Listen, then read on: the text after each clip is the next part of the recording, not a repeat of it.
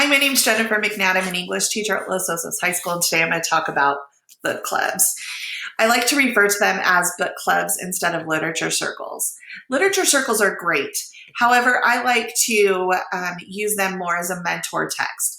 I use them third quarter and into fourth quarter, where we've already done whole class novels and we've already done independent reading by genre.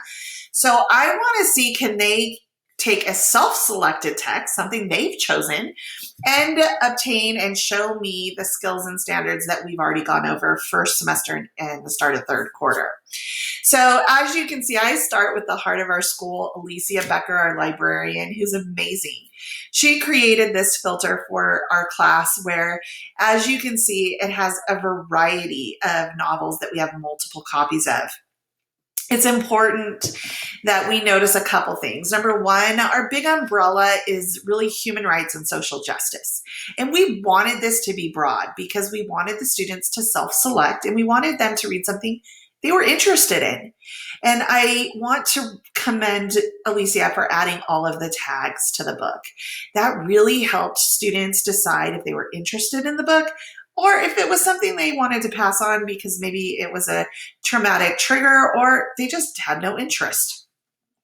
Once they have selected their book, they move into what I like to refer to as our book club one-pager. Now, I set the group norms this year, full transparency. It's virtual. We don't have a lot of time. I go over the norms. I go over them the first couple weeks. And then that way they're constantly reminded of what's expected of them. 1 week prior to their first book club meeting, I have them get in their small groups and take their book and divide up the pages so that way they have a reading calendar. Now, I also tell them they need to have a facilitator of discussion for each meeting. Now, that's important because that's the person who's going to make sure that the meeting flows and that they get their work done.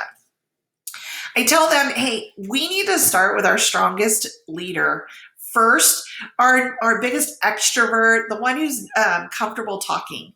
Our emerging leaders, they need to see more examples. They need to get more comfortable. And so middle towards the end is where they will see the most success. I love conversation starters, so I have them there for them. So that student who's wanting to say something but maybe can't really find the right words can use those to get the help they need. Then we talk about what do you need to bring to your book club. So all of my students have a choice novel or a book club packet. This is picked up at the library with their book. They can also do it digitally. It's their choice. Now that's nothing special. It's all of the worksheets, the manipulatives, the graphic organizers that I would normally use in our other novels and short stories. And that's because every week I have a focus skill or standard. So the first week is point of view and inferences. And then the second week is theme, protagonist and antagonist, etc. So if they have packet pages that are due, they need to make sure they've done them. They need to bring their book and they need to have had the reading done and annotated. And then they need to bring 2 discussion questions. Now we know as teachers, this is the hard part. Writing a discussion question is difficult. So I like to give them an option of focusing on writer's craft. That way, if they can't think of something that will produce a good discussion question, they can go to writer's craft because that will always prove to give a good discussion question because they have to find evidence from the text to support it and to provide that opinion for the group. So how do I run my Thursday, Friday book clubs? I open the class period with all of us in the same room, the Zoom, and it's large group. I will go back over point of view and inferences, and I'm going to use the text that I used first semester. So I might bring up The Alchemist, and I will talk about the point of view, and I will give an example. I might bring inferences from Fahrenheit 451 and give them examples. And what I'm expecting them to do is to be able to go then into their book club and on the pages that are in their packet, they are going to have to pull out the point of view and the inferences from the pages that they've read so far. And then they will go into their discussion questions. And then when that is done, then they will have time to work on that next week's reading.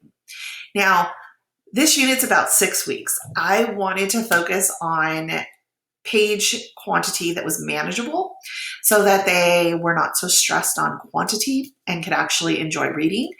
Plus, on Tuesdays and Wednesdays, I simultaneously do what is called my podcast unit. And this year, the podcast unit's title is called Learning About Race, Culture, and Social Justice.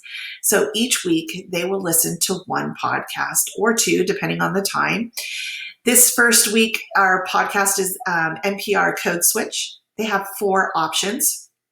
And once they've selected their podcast that they're going to choose, they have a packet as well, but they can also do it digitally, where they will type in the title of the show that they are going to listen to, and then their only job is to doodle as they're listening. They bring this worksheet with them on Tuesday or Wednesday, and then I put them in breakout rooms based on the podcast that they chose. The reason why is because now they're with more diverse groups. They're seeing different kids and they're talking about the thing they have in common, which is the podcast, but they're making connections to their mentor text, which allows someone who maybe isn't reading Parachutes to hear about the plot, to empathize with the characters, to hear the connections that that student is making. And this exposes them to other books that might be of interest to them, and also has them visually and auditorily hear and see the connections that students are making with the big idea of human rights and social justice. So that's the idea. If you have any questions or would like to go over it, please reach out to Jennifer McNatt and I would be happy to discuss with you. Thank you so much.